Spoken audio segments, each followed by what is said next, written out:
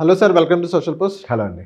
Sir, నా ఫ్రెండ్‌కి సిటీలో ఒక ఏరియా ఉంది. ఆ ఏరియా ఏదైతే అక్కడ కమర్షియల్ బిల్డింగ్ కడితే 50 లక్షలు పెట్టి కడితే 50,000 రెంట్ వస్తది. సో, ఆ బిల్డింగ్ కట్టాలని అంటారా? లేకపోతే అదే 50 లక్షలు మ్యూచువల్ ఫండ్‌లో ఇన్వెస్ట్ చేస్తే మంచిదంటారా? సో బేసిక్‌గా చాలా మందికి ఇప్పుడు మనలాంటి వాళ్ళందరం వీడియోలు చేసిన తర్వాత రియల్ ఎస్టేట్‌లో కన్‌స్ట్రక్షన్ మీద డబ్బులు పెట్టడం కంటే కూడా మ్యూచువల్ ఫండ్‌లో డబ్బులు పెడితే బెటర్ అనే ఒక ఆప్షన్ కూడా చాలా మందికి కనపడుతుంది. కానీ ఇక్కడ మనం కొన్ని రియాలిటీస్‌ని కూడా చెక్ చేయాలి. Commercial real estate is a gold mine. అది హైదరాబాద్ లాంటి ఏరియాస్లో పర్టికులర్గా commercial real estate gold mine లాగానే పరిగణించాలి. 50 లక్షలు పెట్టి పెట్టుబడి పెడితే 50,000 రెంట్ వస్తుందంటే రూపాయి వడ్డీ. చాలా పెద్ద విషయం కదా అది. 12% ఫ్లాట్ రిటర్న్ తీసుకెళ్ళి హ్యాపీగా అక్కడ కట్టుకుంటే నాకు 50,000 రూపాయలు నెలకు రెంట్ అయితే వస్తుంది. సార్ దాంట్లో కూడా సాధక బాధకాలు ఉంటాయి. ఒకవేళ వాడు టెనెంట్ వెకేట్ చేస్తే మళ్ళీ కొత్తోడు రావడానికి కొద్దిగా టైం పట్టచ్చు. కొన్ని సాధక బాధకాలు ఉంటాయి, అవన్నీ నిజమే. అట్ ద సేమ్ టైం మనిషికి లిక్విడిటీ కూడా ఉండాలి. ఇప్పుడు 50 లక్షలు అక్కడ పెట్టాడు అనుకో, ఈయన దగ్గర క్యాష్ లేకుండా పోద్ది. క్యాష్ అయిపోద్ది కదా డబ్బులు అక్కడ పెట్టేసి. నెల నెల 50,000 వస్తాయిగా. ఇప్పుడు 50 లక్షలు డబ్బులు చేతిలో ఉన్నదానికి నెలకు 50,000 వచ్చేదానికి సంబంధం ఉందా? ఇప్పుడు 10 లక్షలు అవసరం వస్తే నెలకు వచ్చి 50,000 ప్రాబ్లం ఎట్లా సాల్వ్ చేస్తాయి? సాల్వ్ చేయదు, చేయవు కదా. 50,000 అసలు ప్రాబ్లం అనేది 50,000తో రాదు కదా, వస్తే లక్షలతో వస్తుంది అది. 50 లక్షలు అంటే ఆడికి పెద్ద పెద్ద ప్రాబ్లమ్స్ ఉంటాయి అంతే. ఇప్పుడు బేసిక్గా స్థాయికి తగ్గట్టే ప్రాబ్లమ్స్ ఉంటాయి. ఇప్పుడు ప్రాబ్లం వచ్చేవాడికి 5 లక్షలు 10 లక్షల స్థాయిలో ప్రాబ్లం వస్తుంది, 50,000 రేంజ్లో ప్రాబ్లమ్స్ రావు. 50,000 డబ్బులు ఇంటికి వచ్చినా ఆయనకి ఏం ప్రాబ్లమ్ సాల్వ్ చేయదు. అవును. సో బేసిక్ ఇక్కడ రియల్ ఎస్టేట్ పాయింట్ ఆఫ్ వ్యూలోకి వచ్చేసరికి నేను ఎప్పుడు ఒక మాట చెప్తాను, బ్యాంకు వాళ్ళని వాడాలి ఇక్కడ. లోన్ తీసుకోవాలంటారా? సో బేసిక్ ఇక్కడ సొంత డబ్బులతో వ్యాపారం చేయొద్దు. నువ్వు ఇల్లు కట్టుకోవట్లే, వ్యాపారం చేస్తున్నావు. వ్యాపారం అంటే ఏంటి? You're renting a property, you're generating rental income. It's a business. అంటే బిజినెస్ లోన్ తీసుకోవాలంటారు. కన్స్ట్రక్షన్లోనే వస్తుంది. సో బేసిక్గా ఎప్పుడైనా సరే పెట్టుబడులు పెట్టేటప్పుడు కన్స్ట్రక్షన్లో నేను ఎప్పుడైనా ఫస్ట్ చూసుకునేది, ₹1 పెట్టుబడి కన్స్ట్రక్షన్ మీద పెడితే నాకు దాంట్లో రూపాయి వడ్డీ రావాలి. ఇప్పుడు 50 లక్షలు పెట్టుబడి పెట్టాను అనుకో కన్స్ట్రక్షన్ మీద, నాకు 50,000 రెంట్ వస్తుంది. నేను అదే 50 లక్షల లోన్ తీసుకున్నాను అనుకో, నాకు ఒక 40,000 దాకా ఈఎంఐ వస్తుంది. నాకు ఇంకో 10,000 మిగులుతున్నాయి. ఇప్పుడు 50 లక్షల లోను, 40,000 ఈఎంఐ, 50,000 రెంటు, నాకు ఇంకా 10,000 ప్రాఫిట్. నా దగ్గర 50 లక్షలు క్యాష్ ఇంకా ఉంది. నేను ఆ క్యాష్ తీసుకెళ్ళి మ్యూచువల్ ఫండ్లో పెట్టుకున్నా, 20 సంవత్సరాల దాకా కదిలికొని వదిలేసినా నాకు అదొక 4.5 కోట్లు అవుతుంది 12% రిటర్న్ తోటి. కానీ ఇక్కడ 50 లక్షలు తీసుకున్నా కానీ ₹1,00,00,000 కడుతున్నాడుగా మళ్ళీ. బేసిక్ ఇక్కడ ఇదే మనం తప్పుగా ఆలోచించే విషయం. నువ్వు కట్టే ఇంట్రెస్ట్ రేట్ ఎంత? అది 8%. ఇప్పుడు 7.5కి వచ్చింది, లేదా 8% అనుకో. అవును, రైట్. నువ్వు తీసుకెళ్ళి అక్కడ మ్యూచువల్ ఫండ్లో పెడితే నీకు వచ్చే రిటర్న్ ఎంత? ఇప్పుడు హిస్టరీ చూసుకుంటే 12% ఉంది. 12% వేసుకో. 12 - 8 4% ఆల్ఫా ఎక్స్ట్రా వస్తుంది నీకు. నువ్వు ఇక్కడ డబల్ కడుతున్నావు అని చూస్తున్నావు, నువ్వు దానికంటే ఎక్కువ ఇక్కడ జనరేట్ చేస్తున్నావు అని చూడట్లేదు. సర్ప్లస్ అవుతుంది. అవును, యూఆర్ క్రియేటింగ్ సర్ప్లస్ మనీ కదా, అడిషనల్ 4% రిటర్న్ వస్తుంది. రైట్. నీ జేబు నుంచి రిస్క్ లేదు కదా, నీ బిల్డింగ్కి బ్యాంక్ కూడా కాపులా ఉంటాడు కదా.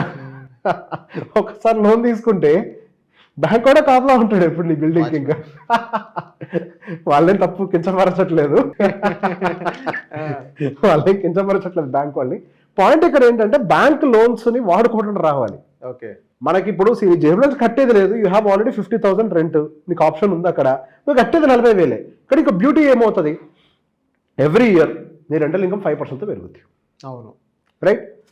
నీ రెంటల్ ఇన్కమ్ ఇప్పుడు 50,000 అని అంటే 10 సంవత్సరాలకి ₹1,00,000 అయింది అనుకో బేస్ కేస్ సినారియోలో. నువ్వు కట్టే ఈఎంఐ అంతా 40,000గా, నీకు ఇంకా అడిషనల్ 60,000 మిగులుతున్నాయిగా.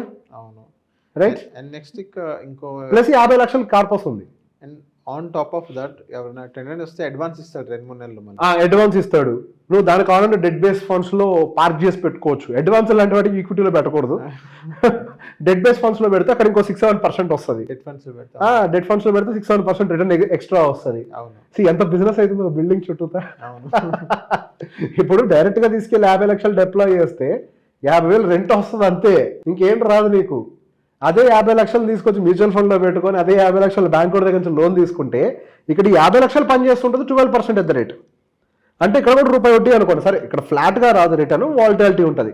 ఇక్కడ 50 లక్షల మీద ఇక్కడ 50,000 ఇన్కమా, అక్కడ 50 లక్షల లోన్ మీద మళ్ళీ ఒక 50,000 రెంటా, 40 పోను ఇంకో 10 ఎక్స్ట్రా మిగులుతుందా? నువ్వు నార్మల్గా కొడితే నార్మల్గా సంపాదిస్తే 50,000, ఈ విధంగా చేస్తే 60,000. అవును, ఈఎంఐ పోను నీకు ఇంకో 10,000 ఎక్కువ వస్తుంది. ప్లస్ మీ చేతిలో లిక్విడిటీ ఉంది. వచ్చిన అడ్వాన్స్తో డెట్ ఫండ్స్లో పెట్టినా కానీ 6% వస్తుంది, మళ్ళీ 6-7% అడిషనల్ ఆల్ఫా. అది అరే నాకు ఒకవేళ టాలెంట్ రాకపోతే ఎట్లా, ఒకసారి మనం 1 year రాకపోతే నేను లోన్ కట్టాలి కదా అని అంటే ఏం చేస్తే ఖాళీ కూర్చుంటాయా? ఈ పని చేస్తాగా. దీన్ని ఫీజు కట్టండి. 1 year రాలేదు అనుకోండి, ఏమవుతుంది? దీన్ని ఫీజు కట్టచ్చు కదా. 1 year 2 years you can afford this కదా. అవును. ఇప్పుడు 5 years తర్వాత వెకేట్ చేశాడు, 1 2 years ఖాళీగా ఉంది, దీన్ని కట్టచ్చు, నష్టం లేదు. ఒకవేళ కట్టలేని స్థితిలో ఉన్నారు, ఇంకెవరు రావట్లేదు అనుకోండి, మొత్తం అమ్మేసి దీన్ని కట్టేయండి. మీరు డబ్బులు తీసి వాడుకోవట్లేదు 50 లక్షల్ని, ఇంకో దగ్గర ఇన్వెస్ట్ చేస్తున్నారు. అప్పుని వైజ్గా వాడటం అంటే ఇదే. బ్యాంకు వాడు నీకు వరంగా ఇస్తున్నాడు, నువ్వు ఇప్పటికిప్పుడు ఫోన్ చేసే ఎవరికైనా ఒక 50 లక్షల రూపాయలు వడ్డీకి అడిగినా కానీ ఇస్తారా? ఎవరివ్వరు. ₹1.5 ₹2 పడితే కానీ ఎవడో పని చేయడు. బ్యాంక్ వాడు నీకు అన్నిటికి ₹1 వడ్డీకి ఇస్తున్నాడు. ₹1 వడ్డీ ఎవడిస్తాడంతా? 20 years టెన్యూర్తో. మళ్ళీ మీరు అంటున్నారు 20 years నేను ₹1 కోటి కడుతున్నాను కదా అని. మీరు ₹1 కోటి 20 ఏళ్ళకి కడుతున్నారు, ఇప్పుడు ₹1 కోటి కట్టట్లే. 20,000 కోటి తక్కువ వాల్యూ. ఈ లాజిక్ అర్థం కావట్లేదు కదా. 20 ఏళ్ళ ₹1 చాలా చిన్న వాల్యూ అది. అవును.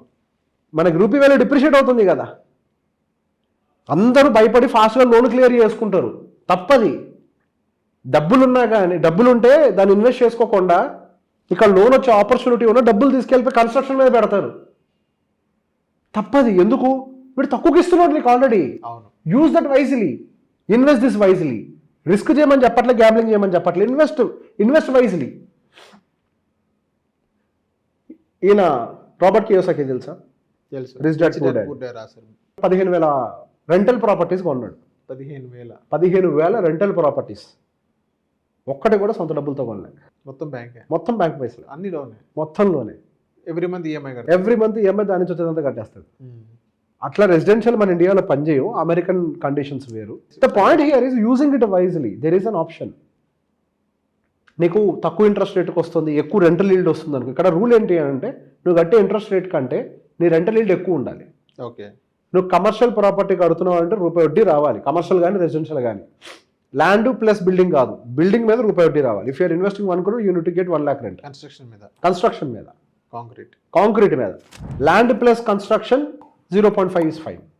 ఎందుకు కన్స్ట్రక్షన్ మీద ₹1 వడ్డీ అని అంటున్నామని అంటే ల్యాండ్ ఎట్లైనా పెరుగుతుంది, కన్స్ట్రక్షన్ వాల్యూ పెరగాలి. 30 years వరకు you can enjoy the rent కదా. 30 ఏళ్ళ వరకు రెంట్ వస్తూనే ఉంటుంది. See what happening, 50,000 rent will become 1 lakh rent in 10 years. That 1 lakh rent will become 2 lakhs rent in 20 years. The 2 lakh will become 3 lakh. నేను base case చెప్తున్నా, ఇంకెక్కువ పెరుగుతుంది actually. నువ్వు కట్టేది మాత్రం 40,000 కదా. ఇక్కడ ఇది పెరుగుతూ ఉంటుంది కదా. ఇది 4.5 కోట్లు ప్లస్ ఇక్కడ మిగిలిన డబ్బులు తెచ్చి మళ్ళీ ఎస్ఐపి చేయొచ్చు, బోల్డ్ అంత అవుతుంది అది. సో కన్స్ట్రక్షన్ మీద సొంత డబ్బులు పెట్టద్దు.